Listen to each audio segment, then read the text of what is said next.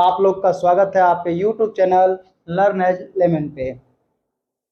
मैं राजीव कुमार आज आप लोगों को कुछ अलग ही क्लास पढ़ाने वाले हैं। जहाँ तक हम पिछले क्लास में आपको फंक्शन के बारे में पढ़ा रहे थे। फंक्शन में हम आपको सेट के बारे में बताए, रिलेशन के बारे में बताए और रिलेशन में फिर आपको हम डोमेन निकालने के लिए भी बताए। लेकिन डोमेन निकालने के बाद हमने देखा कि कुछ ऐसे टॉपिक हैं जो कि आपको रेंज के लिए सबसे पहले उस टॉपिक का ज्ञान आपको होना जरूरी है। उसकी जानकारी आप अगर कम से कम इस टॉपिक, ये जो टॉपिक हम लेके आए हैं आपके 11th क्लास की ये टॉपिक है लीनियर इनइक्वलिटी, मतलब रैखिक असमीकाएं। जो असमीकाएं हैं उसके बारे में आपको जानकारी होना चाहिए, तभी जाके आप डोमेन और रेंज के क्वेश्चन को सॉल्व कर सकते हैं। जैसे आप असमीकाएं क्या है, इनइक्वलिटी जिसकी बात करें, असमीकाएं क्या है? Less than equals to, greater than equals to, या less than equals to, greater than equals to. ये चार सिंबल है। ये चार सिंबल के बारे में आपको खुल के नॉलेज होनी चाहिए। दूसरी, आपको ये पूरी नंबर सिस्टम के बारे में, ये जो कि बेसिक है नंबर सिस्टम जो है कि आप 6 क्लास से ही पढ़ते आ रहे हैं, इसके बारे में आपको पूरी नॉलेज हो। अगर नहीं है तो उसके बारे में एक रिवीजन करवा दे रहे हैं, तभी जाके आप डोमेन और रेंज के क्वेश्चन को आप इजीली रूप से सॉल्व कर सकते हैं। नहीं तो आप हर तरीके के क्वेश्चन उसमें फंस जाइएगा, क्योंकि कौन से क्वेश्चन के लिए कौन सी इनइक्वलिटी की जरूरत पड़ेगी, कब ये लेस देन हो जाएगा, कब ये ग्रेटर देन हो जाएगा, कभी आप देखते होंगे कि लिखते लिखते ये अगर साइन ग्रेटर देन है तो हम वैल्यू निकाल रहे हैं तो लेस देन चला जाए, वो कैसे हो रहा है। इन सब बेसिक फंडे के बारे में हम अब यहाँ आपको डिटेल से बताएंगे। थोड़ा सा वीडियो लंबा होगा, हो सकता है कि एक टॉपिक और बनाना पड़ जाए, लेकिन आपको पूरे फंडे क्लियर करके तभी आप फंक्शन के बारे में पूर्ण रूप से क्लियर से सीख पाइएगा। तो बच्चों, अब हम सबसे पहला नंबर आपसे सवाल पूछते हैं, नेचुरल नंबर। नेचुरल नंबर क्या होता है? आप बचपन से पढ़ते आ रहे हैं, नेचुरल नंबर को आप क्या बोलते हैं? प्राकृत संख्या। क्या बोलते हैं?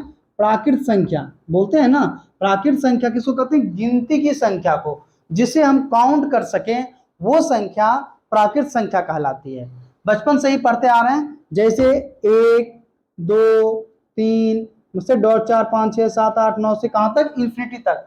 इसे हम एन से डिनोट करते हैं, कैपिटल एन से, कहीं कहीं बुक में स्मॉल एन से भी डिनोट किया जाता है। तो आप समझ लीजिए नेचुरल नंबर किसको कहते हैं? 1 2 3 से लेकर गिनती की संख्या को हम नेचुरल नंबर कहते हैं। अब बात हम करते हैं होल पर होल नंबर। होल नंबर किसको कहते हैं? पूर्ण संख्या। किसको कहते हैं बच्चों? पूर्ण संख्या। हिंदी की भी बता रहे हैं और इंग्लिश में भी बता रहे हैं हम आपको। पूर्ण संख्या, पूर्ण संख्या उसे कहते हैं जिसमें नेचुरल संख्या में सिर्फ आप जीरो जोड़ दो। मतलब जैसे गिनती की संख्या 1 2 3 4 5 6 चलते जा रहे थे, उसमें आप पूर्ण संख्या में जीरो ऐड कर लो। मतलब आप कह सकते हैं कि सिर्फ जीरो ऐड करने से, 0 1 2 3 से इंफिनिटी तक जाएंगे तो आपकी हो जाएगी होल नंबर। अब बात कर रहे हैं तीसरा पूर्णांक। देखिए क्या लिखा है, इंटीजर। इंटीजर आप समझ सकें इंटीजर है क्या? इंटीजर कहते हैं पूर्णांक को। किसको कहते हैं?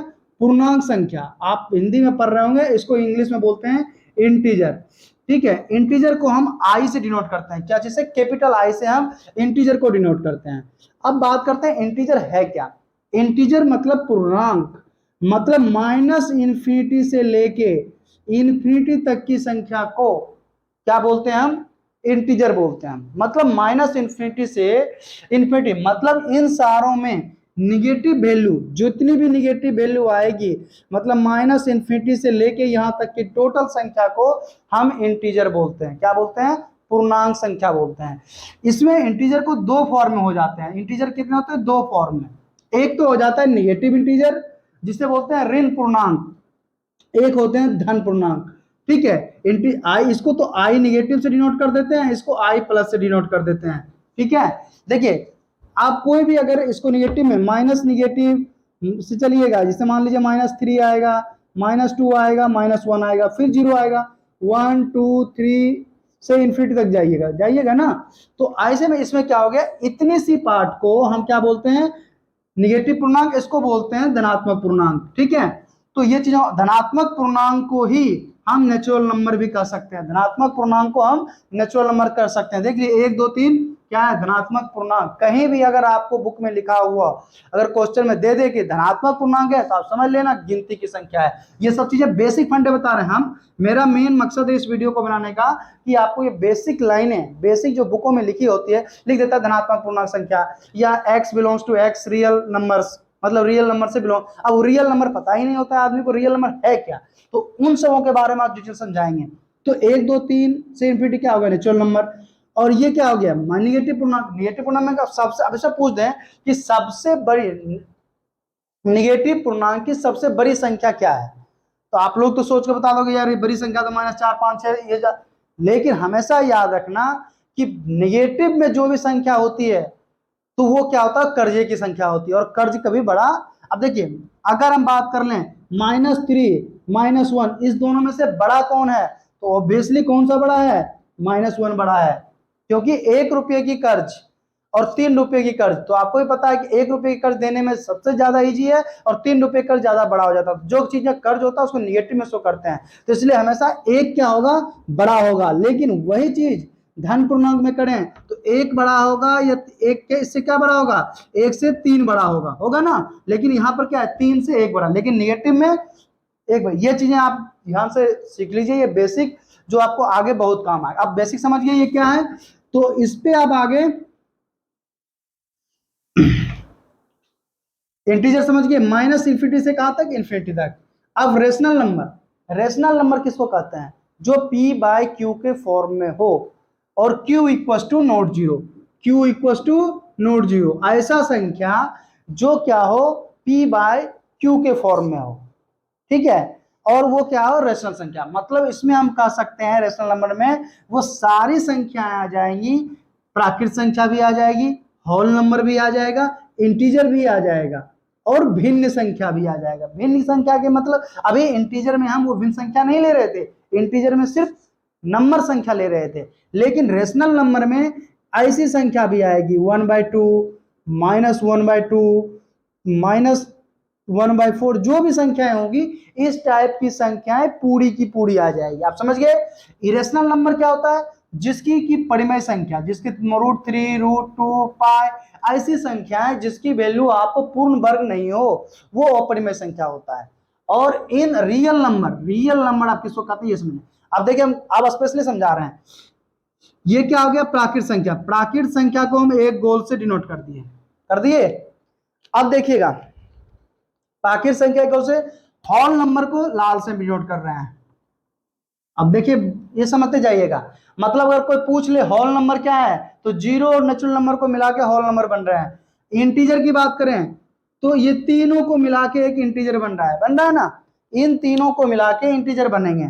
रेशनल नंबर की बात करें तो इन सबों को मिला के एक रेशनल नंबर बनेगा, ठीक है। और इरेशनल की बात करें अपरिमेय संख्या की, तो इन सबको मिलके एक अपरिमेय संख्या बनेगा। और जैसे ही हम रियल नंबर की बात कर दें तो रियल नंबर की संख्या जो बनेगी, इन सबों को मिला के एक रियल नंबर बनेगा, ठीक है। और रियल नंबर से भी बाहर होता है जिसको हम कॉम्प्लेक्स नंबर में पढ़ा चुके हैं, इमेजिनरी नंबर। क्या पढ़ा रखे हैं हम आपको, इमेजिनरी नंबर्स, वो सबसे बाहर होता है। और इमेजिनरी नंबर को हम अभी बाहर रखें, उसको किसी चीजों के फॉर्म में नहीं। इमेजिनरी नंबर आपको पता है √1 होते हैं ना इमेजिनरी नंबर में, जो रूट के अंदर -1 हो उसको इमेजिनरी नंबर बोलते हैं, या इसको आई से डिनोट करके समझा रखे हैं आपको। अब ये चीजों को आप समझ लीजिए, ये आपका बेसिक फंडा है, ये कभी भूलिएगा नहीं, क्योंकि natural number N whole number natural number को इंक्लूड कर लिया। इंटीजर कब होगा, जब नेचुरल प्लस होल नंबर होगा और इन्फिनिटी -इन्फिनिटी से लेकर सारी संख्या आएगी। रेशनल नंबर में भिन्न की संख्याएं, इंटीजर, होल नंबर सब हो जाएगा। और इरेशनल नंबर में √3 √2 पाई, ये टोटल संख्या इरेशनल नंबर में आएगी, और ये टोटल का टोटल जो इसका होगा इसके अंदर ही आएगा, इरेशनल नंबर के ही अंदर आएगा। और इन सभी संख्याओं को मिला के आपका एक क्या बन जाएगा, आपका वास्तविक संख्या बन जाएगा, ठीक है। तो इरेशनल नंबर आपका √3 √2 पाई होते हैं, ये चीज समझ गए। लेकिन ये चीजों को नहीं बोल सकते हैं कि इसके अंदर है, इसका ही फॉर्म आ जाएगा, क्योंकि p/q के फॉर्म में ये भी संख्या आएगी। लेकिन भिन्न की संख्या रेशनल, लेकिन ये अपरिमेय संख्या हो जाता है। इस चीजों को अलग तरह समझिएगा। ये समझने के लिए हम सिर्फ समझा रखे हैं आपको कि √3 √2 पाए इन सभी संख्याओं को मिलकर बनेगा इसे, लेकिन इसका एक अलग फंडा है। ये आपको रियल नंबर के लिए काम करेगा कि रियल नंबर में इन सारी संख्याओं का एक संख्या बनेगा। अब हम आपको समझ गए होंगे। अब इसको थोड़ा इस पे क्वेश्चन आपको डिटेल से समझा देते हैं।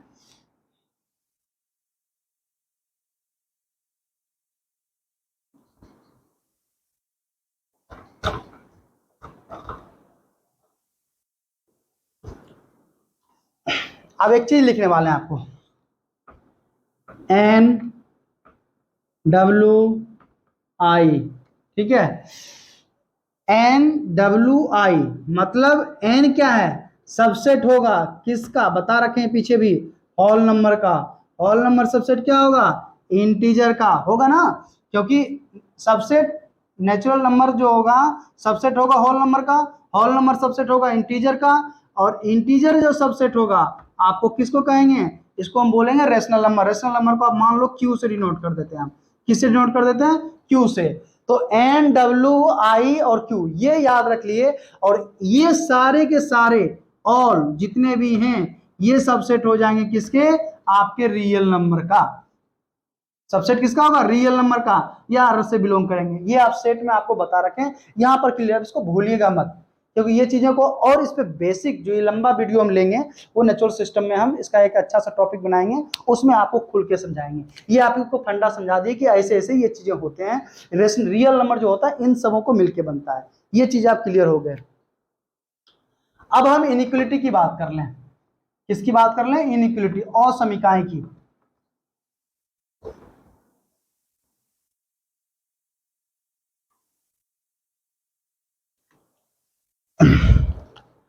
असमीकाएं किसको कहते हैं, जिसमें कि आपको less than, greater than, less than, equal to, greater than, equal to, इनको पढ़ने के लिए क्या बताएं, इसका अर्थ है लेस देन। लेस देन मतलब किसी भी संख्या, इससे क्या शो कर रहा है, कोई भी संख्याओं को ये शो कर रहा है, इसको पढ़ते हैं लेस देन। इसको पढ़ते हैं ग्रेटर देन, पढ़ना पहले सीख जाइए। फिर इसको क्या कहते हैं, लेस देन या इक्वल टू, ठीक है, क्योंकि इक्वल का भी साइन है। इसको पढ़ेंगे ग्रेटर देन और इक्वल टू, ठीक है। हिंदी में कम ज्यादा, कम या बराबर, ज्यादा या बराबर, ऐसे समझ लीजिए। ये फंडा के लिए। अब हम कुछ बातें लिखेंगे, जैसे इसमें लिख देते हैं हम x लेस देन 3, इसमें लिख देते हैं x ग्रेटर देन 3, इसमें लिखते हैं x less than equal to 3, x greater than equal to 3। ये हम सारे फंडे लिखे। इसको क्या पढ़िएगा, x जो है 3 से कम है, x जो है 3 से कम है, x क्या है 3 से ज्यादा है, x क्या है 3 से कम है या 3 के बराबर है। क्या बोलेंगे, x की वैल्यू जो होगी 3 से कम होगी या 3 के बराबर होगी, और x की वैल्यू 3 से ज्यादा होगी या 3 के बराबर होगी। इन्हीं सब चीजों के बारे में हम ये असमीकाएं में पढ़ते हैं, और असमीकाएं में क्वेश्चन सॉल्व करते हैं। और जब आप असमीकाएं सीख जाइएगा तब आप रेंज और रिलेशन, डोमेन, फंक्शन, सारे क्वेश्चन आप चुटकियों में सॉल्व करना स्टार्ट कर दीजिएगा। तो चलिए इस पे थोड़ा बेसिक डिटेल से हम स्टार्ट करते हैं कि इसकी प्रॉपर्टी क्या होती है, एक एक करके आगे बढ़ते जाएंगे, क्योंकि डायरेक्ट अगर हम इसके बारे में बताते हैं तो फिर आपको कंफ्यूजन होगा।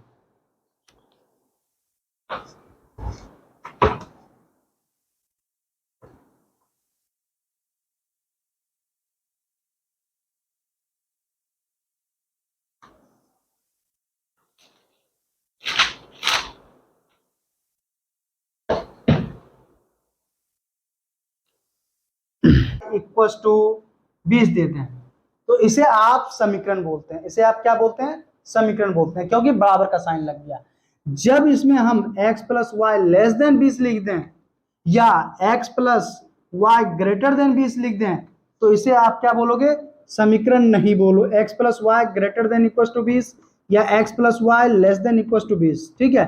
अब हम इस तरीके का फॉर्म लिख दिए। हम क्या बताए, इसको 10th क्लास में पढ़े हैं कि ये क्या है, अपना समीकरण है, लीनियर समीकरण, रेखिक समीकरण इसको बोलते हैं। इसको क्या बोलते हैं अपने बच्चों, रेखिक समीकरण, ठीक है।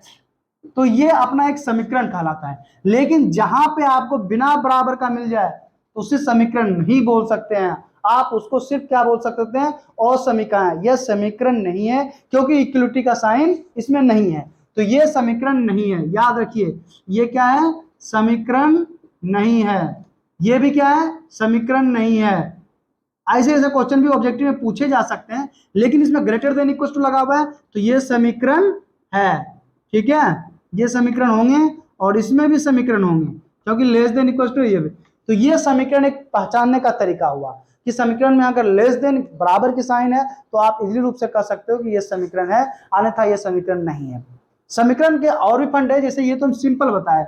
अब सिंपल में आपको ये भी हो सकता है एक्स इज लेस देन 20, ये भी क्या है, समीकरण नहीं है। जैसे ही लेस देन इक्वल टू लग जाता बोलते समीकरण है।